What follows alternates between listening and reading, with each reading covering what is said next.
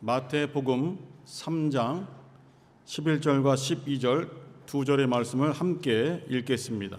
시작. 나는 너희로 회개케 하기 위하여 물로 침례를 주거니와 내 뒤에 오시는 이는 나보다 능력이 많으시니 나는 그의 신을 들기도 감당치 못하겠노라. 그는 성령과 불로 너희에게 침례를 주실 것이요 손에 키를 들고 자기의 타작 마당을 정하게 하사 알곡은 모아 곡간에 들이고 쭉정이는 꺼지지 않는 불에 태우시리라. 아멘. 성령 침례와 불 침례에 대해서 함께 말씀을 나누겠습니다. 이 장면은 이제 침례 요한이 회개를 선포하고 곧 오실 메시아를 준비하라라는 메시지를 증가하는 그러한 장면 속에서 나왔는데, 특별히 바리새인들과 서기관들, 사두개인들 이런 사람들이 좋은 어떠한 마음으로 무언가를 새로운 것을 알아보려고 주님께 침례 요한에게 나온 것이 아니라 뭐하는 짓인가? 이게 무슨 현상인가? 하면서 마음이 닫혀있는 상태에서 지켜보러 나온 것이죠. 그들에게 하는 말씀이에요. 침례 요한이 자기 뒤에 오시는 곧 예수죠. 예수께서 행하시는 또는 베푸시는 침례가 이렇게 다르다라는 것을 표현하고 있어요. 침례 요한이 자기가 침례를 주는 그 어떠한 목적이 뭔가를 밝혔어요. 나는 너희로 회개케 하기 위하여 침례를 준다. 침례를 받으면은 회개가 완성된다는 것이 아니라 회개하려는 자들은 그 마음을 행동으로 공개하라는 것이거든요.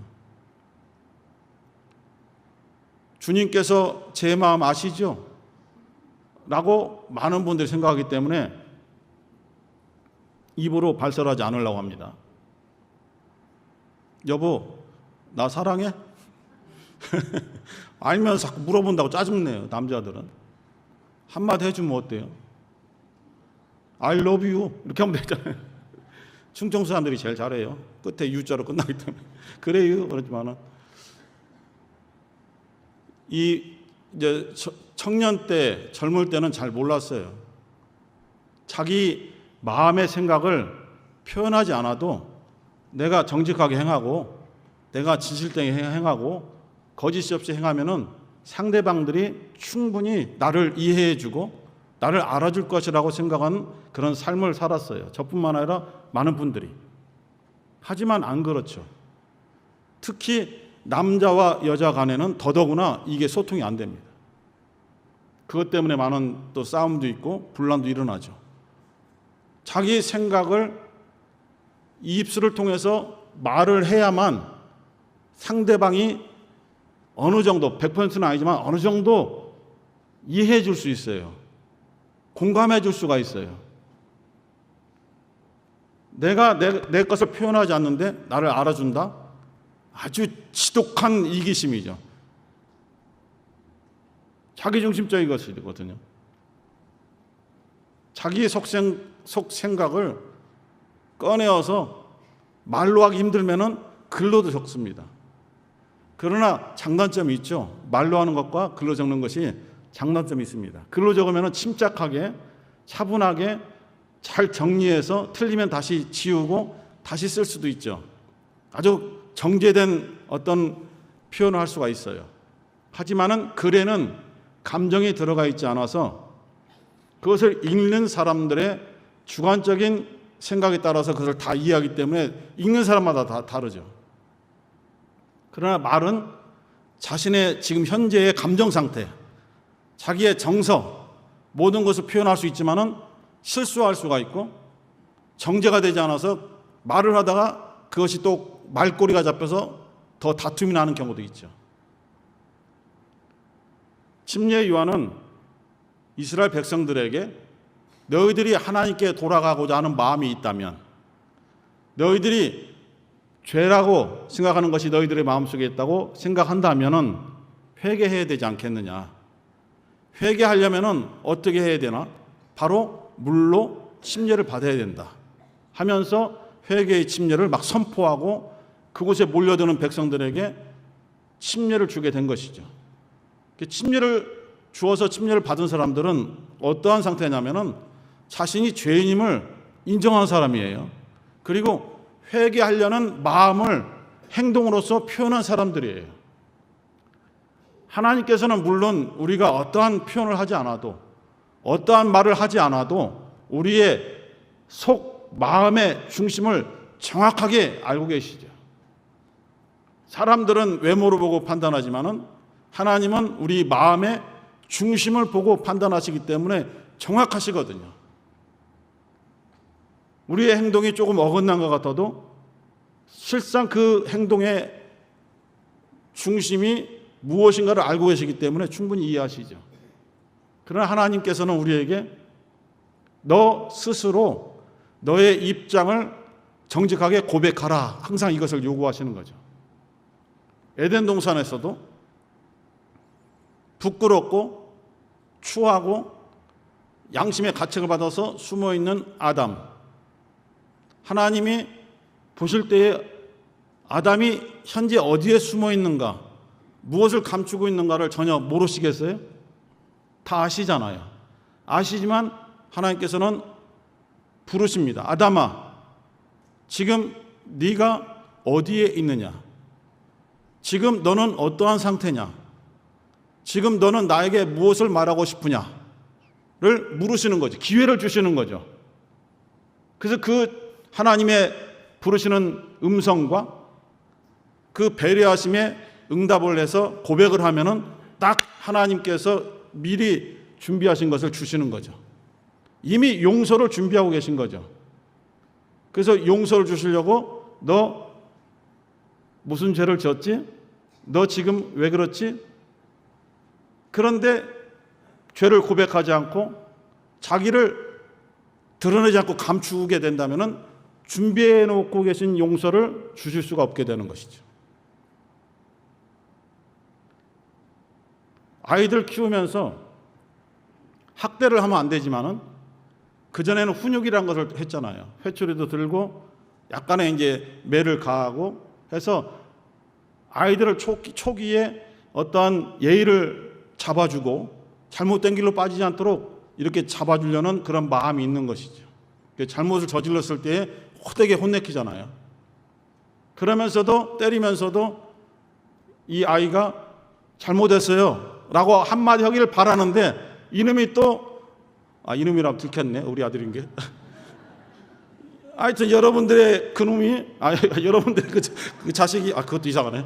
여러분들의 그 자녀들이 자존심이 세서 끝까지 고백을 안 해요. 잘못했단 말을 할까. 어떤 아이는 막 이를 악물고 그 맞으면서도 가만히 있어요. 근데 한마디만 하면은 그래 다음부터 그렇게 하지 마 하고 안아주려고 하고 있는데, 마음을 가지고 있는데 끝까지 버티고 있는 거예요. 그걸 버티게 돼요? 더 때리죠. 더 때려요. 그러나 나중에 후회하지만은 이것처럼 하나님께서도 묻고 계신 거잖아요. 지금 여러분들에게 누구누구야 너 지금 어떤 상태니? 라고 물으셨는데 들으셨어요? 예배 시작 전에, 예배가 시작한 이후에 하나님은 지금 여러분들에게 계속 고백하기를 원하시는 거잖아요. 물론 집에서 고백한 사람도 있지만은 이렇게 예배당에 와서 혼자 예배 전에 기도하면서 찬양하면서 주님께서 여러분들을 향해서 마음의 문을 열었으면 좋겠다. 지금 너의 생각을 여러 사람이 있으면 방해되지 않게 표현해 줄래? 기도할 때 표현해 줄래? 라고 하나님은 계속 우리를 부르시거든요. 계속 우리의 마음을 놓고 하시거든요. 그러나 우리들은 이것을 열면은 나의 정말 추함과 나의 약점, 나의 부끄러운 것이 노출될까봐 감추기에 급급한 것이죠. 물론 사람들 앞에서는 조금 감출 필요가 있지만 하나님께는 전혀 감출 필요가 없어요. 이미 알고 계시거든요. 이런 하나님의 음성에 항상 귀를 기울이시고 부끄러워하지 마시고 아멘, 저를 불러주셔서 감사합니다. 저 이러한 사람이에요. 오늘 이러한 마음으로 왔어요. 부족하지만 이러한 상처가 있고 이러한 분노가 지금 있어요 라고 고백하셔야 됩니다. 하나님은 이미 여러분들을 용서해 주시려고, 여러분들의 마음의 상처를 치유해 주시려고 그것을 다 갖고 계신 거예요. 그러나 끝까지 입을 다물면 이것을 거두시는 것이죠. 이 바리새인과 사두개인들이 침례 요한과 백성들이 하는 것을 보면서 전혀 감동을 받지를 못해요. 불쾌한 거죠. 자기들의 어떤 위치가 자꾸 허물어지잖아요. 침례 요한이 나타나기 전까지만 해도 우리가 지도자이고 우리의 말을 들었는데 침례 요한 한 사람의 말에 백성들이 와 물려버리니까 불편한 거죠. 그때 침례 요한은 나는 물로 침례를 주지만은 내 뒤에 오시는 분은 무엇으로 침례를 주신다고요? 성령과 불로 침례를 준다고 말했어요. 그러면서 12절에서 설명해 주기를 성령 침례는 무엇이고 불 침례가 무엇인가를 설명해 주고 있는 거예요. 알곡은 모아서 곳간에 드리는 것은 성령 침례고 쭉정이는 꺼지지 않는 불에 태우시는 것은 불 침례다라고 설명까지 해 주었어요. 그러나 우리는 우리가 원하는 대로 해석해 버리는 것이죠. 우리가 원하는 대로 주님의 말씀을 적용시켜 버리는 것이죠. 편하니까, 그것이 우리의 삶에 도움이 된다고 스스로 생각하니까, 하나님이 주신 말씀의 뜻은 이것인데 우리는 저것으로 받아들이고 싶어서 이것을 이쪽으로 옮겨서 이렇게 해석해 버리는 것이죠.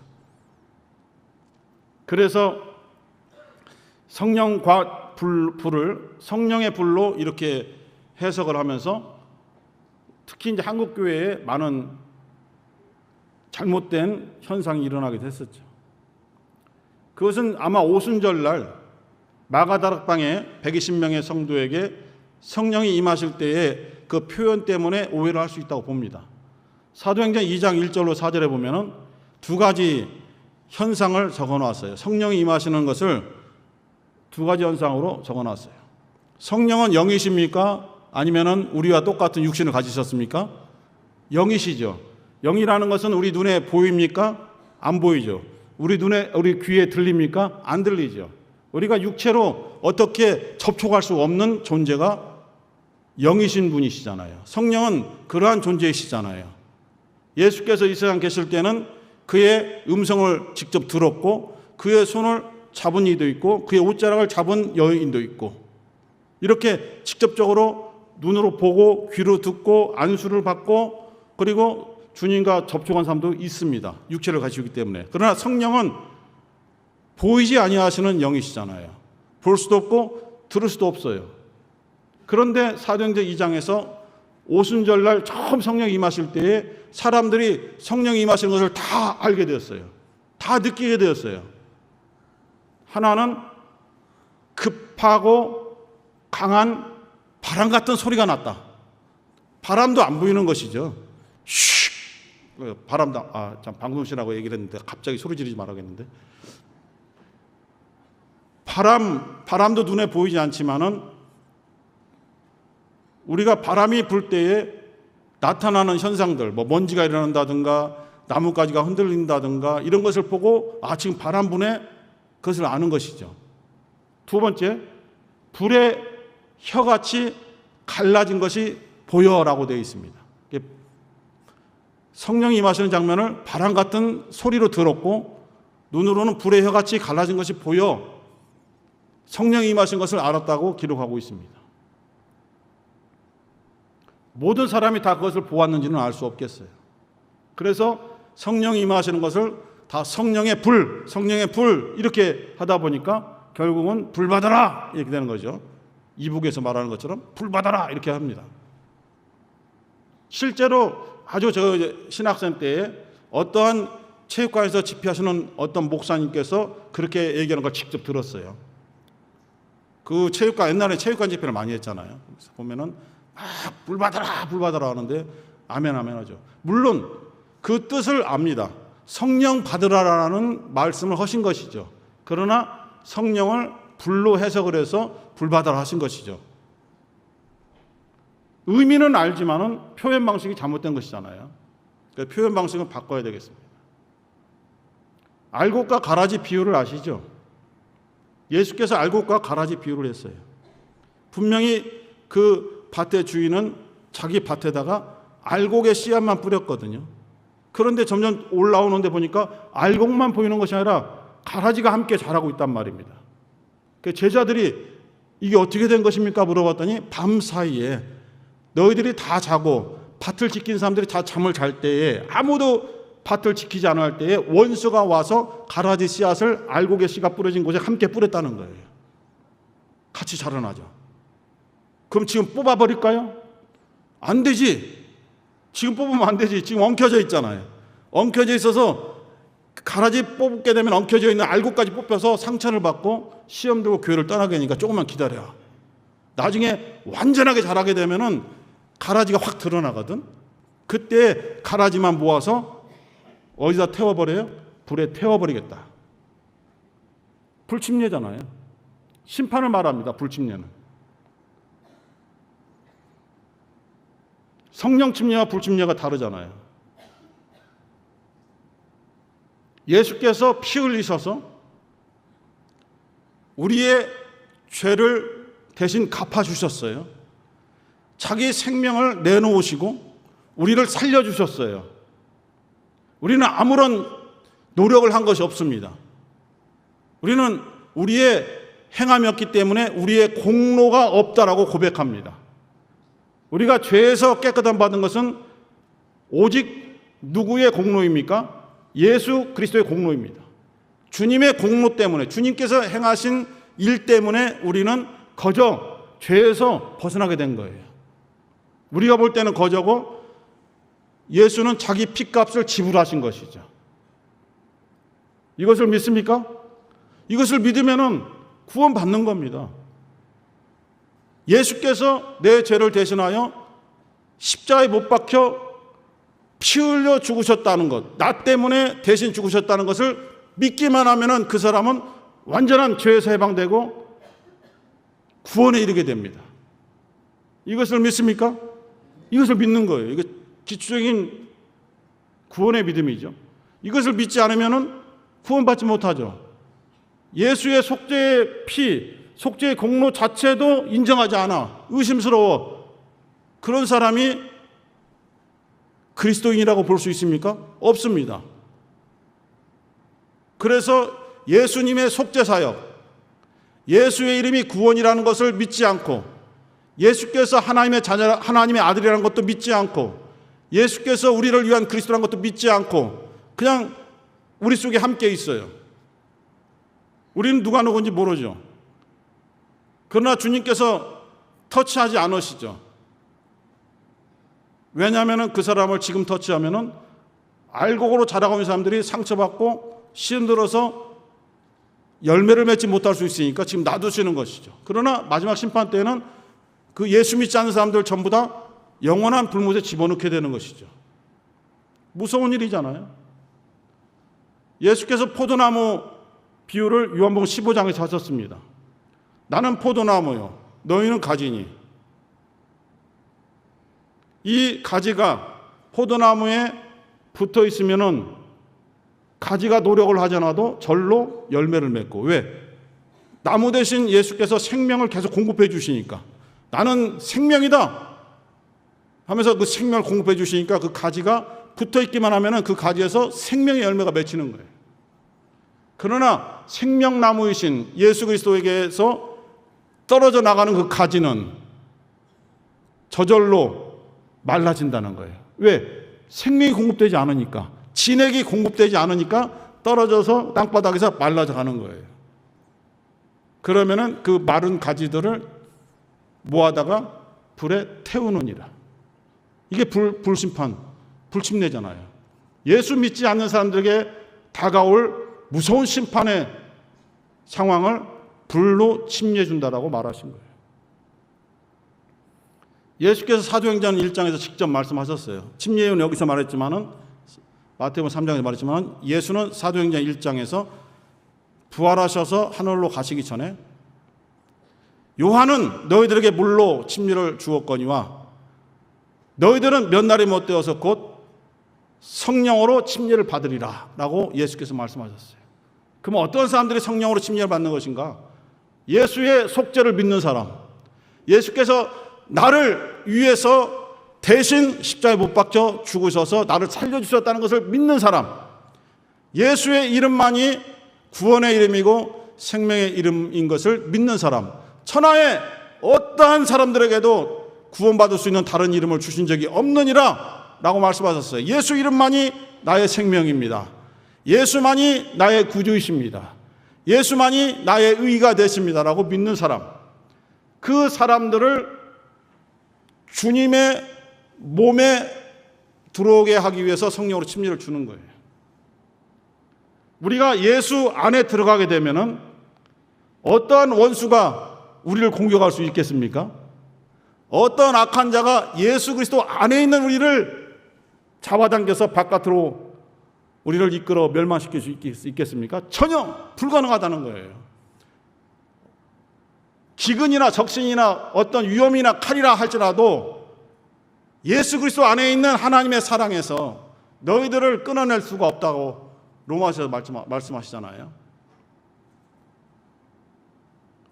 우리는 예수를 믿을 때에 우리의 열심, 우리의 의지로 믿을 수는 없습니다. 왜냐하면 우리의 생각은 짧아요. 우리의 지혜와 지식은 한정되어 있어요. 마태복음 16장에서 베드로가 예수님을 고백합니다. 너희는 나를 누구라 하느냐?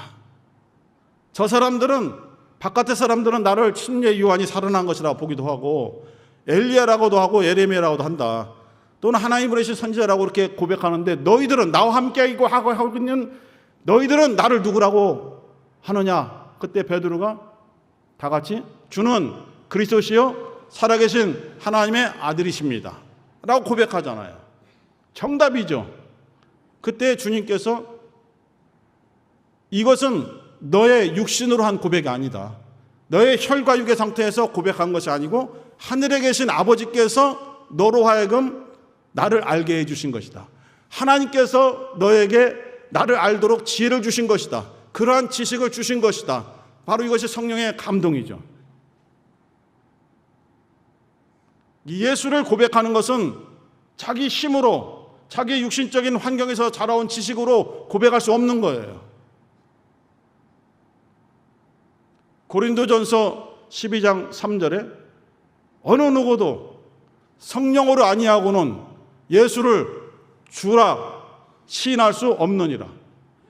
주라고 시인한다는 건 뭐예요? 예수님 나의 구세주, 나의 주인, 나의 생명, 나의 구원. 예수께서 나의 생명이십니다. 나를 구원시키시는 분이십니다라고 고백할 수 있는 것은 성령으로만 가능하다는 거예요. 성령께서 감동을 주시는 거죠. 어떻게? 예수를 알게 해주시는 거예요. 예수께서 너의 구세주라는 것을 알게 해주시는 거예요. 예수께서 너에게 참 생명을 주셨다는 것을 알게 해주시는 거예요. 그러한 자들만 예수를 나의 주님이시라고 고백할 수 있고 그러한 사람들만 구원받을 수 있는 거예요. 하지만 이것으로 끝나는 것이 아니잖아요. 그래서 조금 더 뒤에 보면 고린도전서 12장 3절에 그 말씀을 주셨잖아요. 고린도전서 12장 13절에 보면은 이렇게 또 돼 있어요. 유대인이나 헬라인이나 종이나 자유자나 한 성령으로 침례를 받아 한 몸을 이루느니라. 이렇게 돼 있어요. 유대인도 성령으로 침례를 받으면은 그리스도인이 돼요.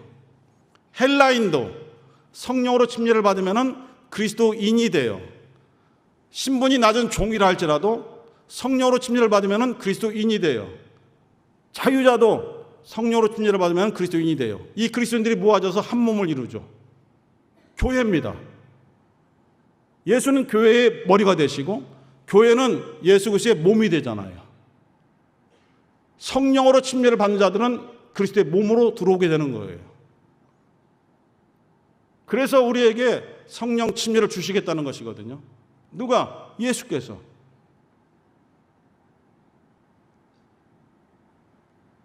오늘날 예수 믿는 믿음을 정말 강건하게 해주기 위해서 예수 이름으로 물 침례를 주고 있습니다. 예수께서 그렇게 하라 명하셨으니까. 그러나 그것으로 부족하잖아요.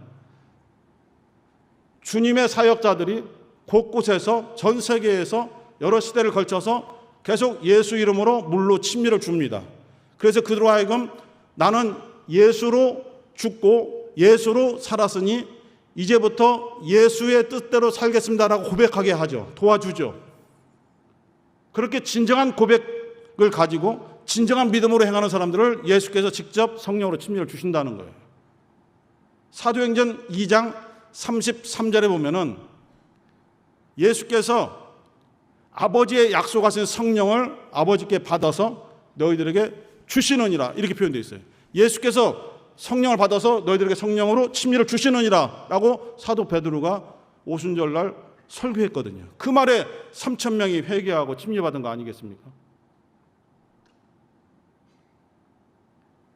우리가 성령으로 침례받는 그 목적이 뭐냐? 예수의 몸을 이루어가는 것이죠.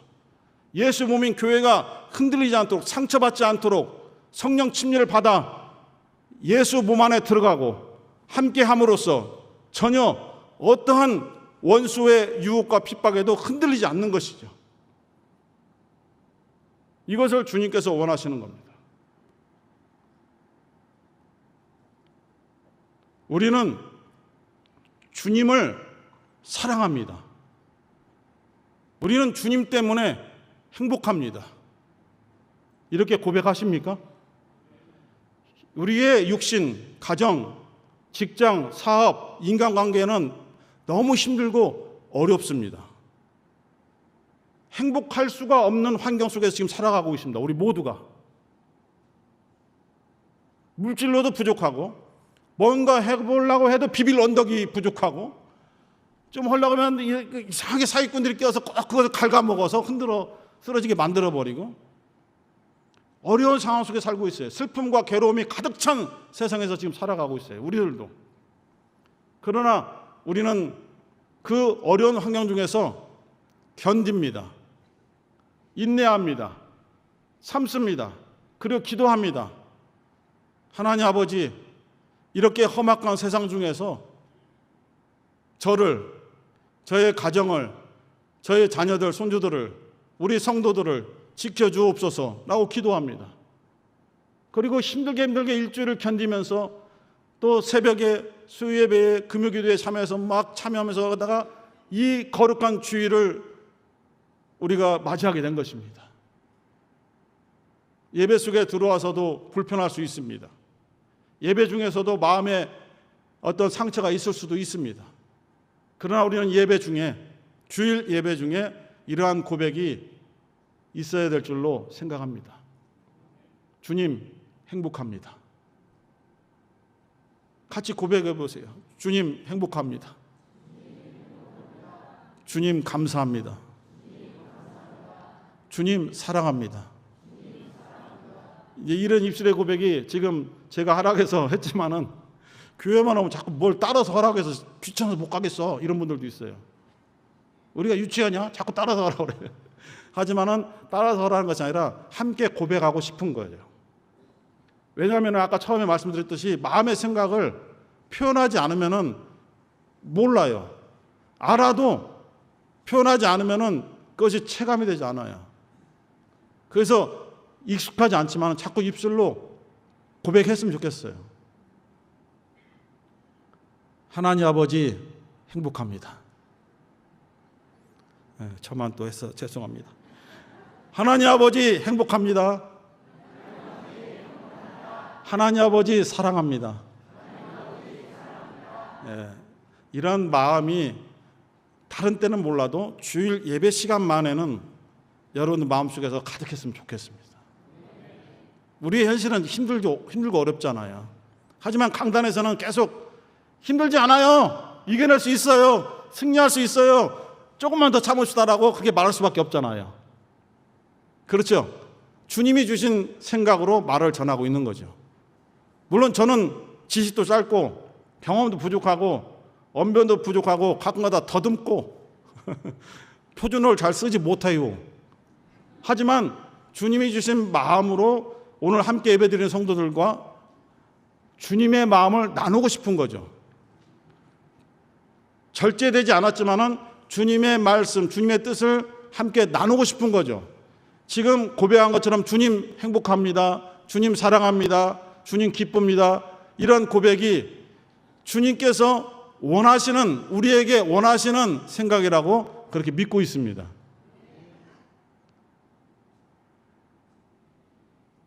주님께서 우리에게 아무 염려하지 말라, 아무것도 두려워하지 말라 이렇게 항상 말씀하세요. 너무 무서운 일들이 많이 있거든요. 세상이 너희를 힘들게 하거든 너희들이 진정한 내 제자인 것으로 인정하길 바란다. 왜냐하면 세상이 나를 미워하거든. 나를 미워하는데 나를 믿고 따르는 너희들을 미워하는 것이 당연하지 않겠느냐 이렇게 말씀을 주시는 거예요. 하지만 내가 세상을 이기었노라 말씀하시거든요. 그래서 강하고 담대하라 말씀을 주시는 거예요. 우리는 소망을 가지고 있습니다.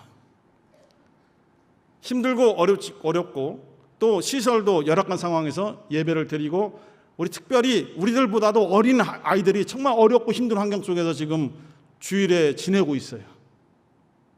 하지만 이곳에서 선생들이 최선을 다해서 아이들을 양육하고 인도하고 있습니다.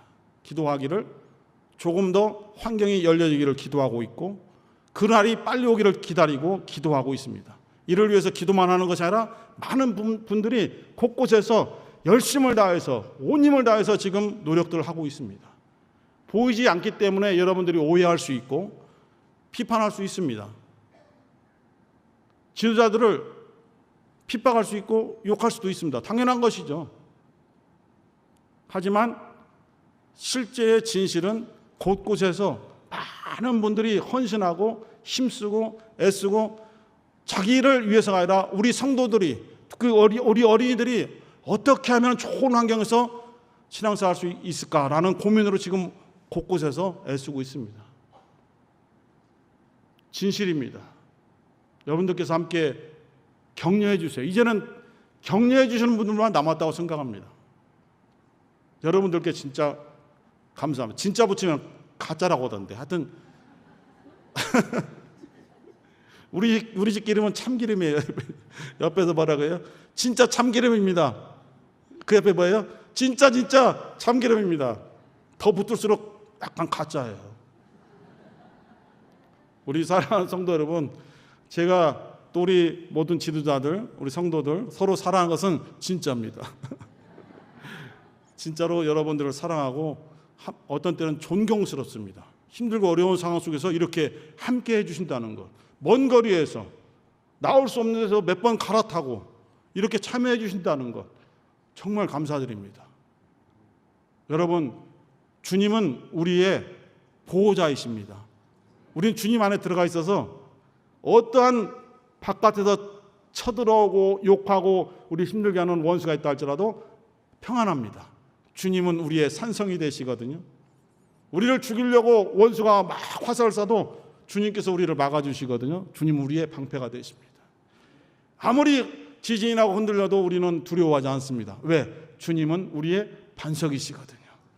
이 시간 함께 기도하실 때에 힘들고 어려워도 인내하게 도와주시고, 아무것도 두려워하지 않고 우리를 보호하시는 주님만을 더욱더 의지하게 도와주시며, 힘들고 어려울 때일수록 더욱더 위로해주고 서로 격려해주고, 조금만 더 참읍시다, 함께 기도합시다, 조금만 인내합시다라고 서로 이렇게 말씀을 나누고, 마음으로만 하는 것이 아니라 입술을 열려 서로 고백하면서 이렇게 나아갈 수 있도록 인도해 주옵소서.